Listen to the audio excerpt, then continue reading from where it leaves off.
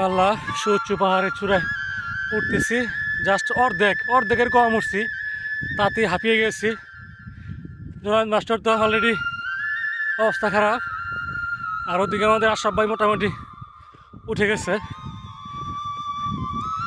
অনেক বিশাল বিশাল উঁচু পাহাড় দেখতে পাচ্ছেন। জোনায়েদ মাস্টার একদম বসে পড়েছে।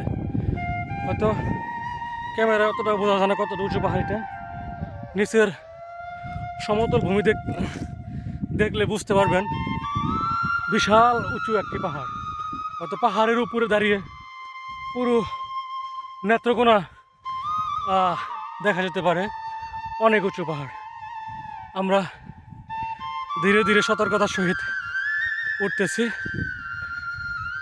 সবাই দেখতে পাচ্ছেন, একটু অসাবধানতা হলেই পা পিছলে গেলে একদম গভীর খাদে পড়ে যাওয়ার সম্ভাবনা রয়েছে।